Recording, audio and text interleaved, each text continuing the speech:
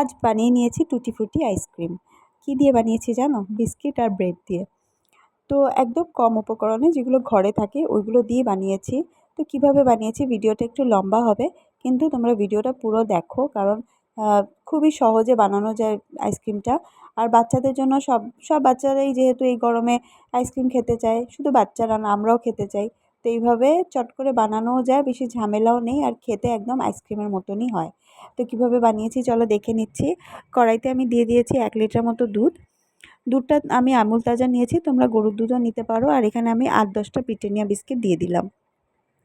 আর দিয়ে দিচ্ছি হচ্ছে ব্রেডটা অ্যাকচুয়ালি আমার 2-3টা ব্রেড, এই যে তলা পড়ানি ব্রেডগুলো থাকে না নিচে, যেগুলো মানে আর কাজ হচ্ছে না বা ফেলে দিব, ওই ব্রেড কয়টা আমি দিয়ে দিলাম।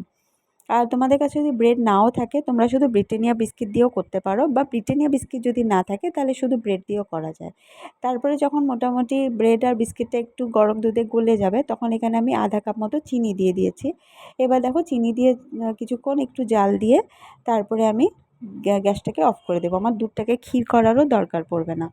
এবার আমি নিয়ে নিয়েছি হচ্ছে ক্রিমটাকে ঠান্ডা যেন থাকে, ক্রিমটা দেখে নিতে হবে। আর ক্রিমটাকে এবার আমি ভালো মতো ব্লেন্ড করে নিলাম। তোমাদের কাছে যদি এই ব্লেন্ডারটা না থাকে তোমরা হুইস্কার দিয়েও তোমরা ভালো মতন হুইস্ক করে নিতে পারো। এবার আমি দেখো এখানটায় ওই যে দুধের যেটা ছিল মিক্সচারটা, ওর মধ্যে আমি ফুড কালার দিয়ে দিলাম। ইয়েলো কালার ফুড কালার ছিল সেটা দিলাম, তোমরা যে কোনো ফুড কালার দিতে পারো। আর দিয়ে দিয়েছি হচ্ছে ভ্যানিলা এসেন্স, আর দিয়ে দিচ্ছি হচ্ছে 1/2 কাপ পাউডার মিল্ক। ঠিক আছে, পাউডার মিল্কটা অবশ্যই দিতে হবে, তাহলে একটা ক্রিমি টেক্সচার আসবে, খেতেও ক্রিমি ক্রিমি ভাব হবে। তো এই দেখো আমি ভালো মতো মিশিয়ে নিচ্ছি, সবকটাও মিশিয়ে যখন একটু ঠান্ডা হয়ে যাবে, ঠান্ডা হওয়ার পরে এটা আমি মিক্সি জারে দিয়ে দিলাম। তো এই দেখো এখানে আমার পুরো ব্লেন্ড হয়ে গেল। আর এই যে ক্রিমটা যে আমি ব্লেন্ড করে রেখেছিলাম, এই ক্রিমের মধ্যে আমি পুরো মিক্সচারটা দিয়ে দিলাম। ভালো মতন এবার এটাকে মিশিয়ে নিতে হবে, ক্রিম আর ওই মিক্সচারটা। তোমরা চাইলে এর মধ্যে ওই ব্লেন্ডারটা দিয়েও ভালো মতন ব্লেন্ড করে নিতে পারো আবার। আর না হলে পুরো জিনিসটাকেই আবার তোমরা মিক্সচার মেশিনেও দিয়ে দিতে পারো, জারে দিয়ে আবার ভালো মতো ব্লেন্ড করে নিতে পারো। এই দেখো টেক্সচারটা দেখে বুঝতেই পারছো, আর কালারটা কি অসাধারণ হয়েছে, একদম হালকা ক্রিম কালার হয়েছে।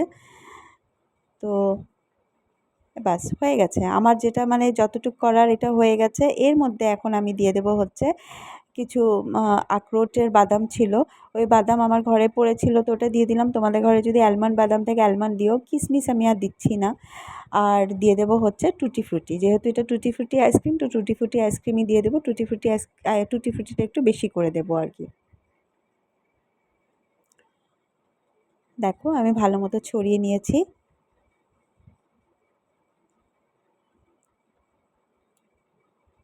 বুঝতেই পারছো। আবার এবার আমি এটাকে অ্যালুমিনিয়াম ফয়েল দিয়ে কভার করে দেব।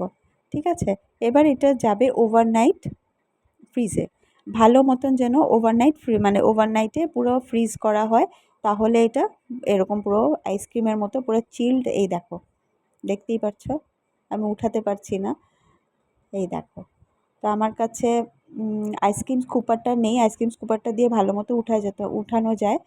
তো এই দেখো আমি একটু একটু করে উঠাচ্ছি। অ্যান্ড বিশ্বাস করবে না বন্ধুরা, একবার তোমরা এইভাবে বানিয়ে দেখো, কোনো ঝামেলা তো দেখলেই কীভাবে বানিয়েছি, খুবই ভালো হয়, একদম আইসক্রিমের মতো।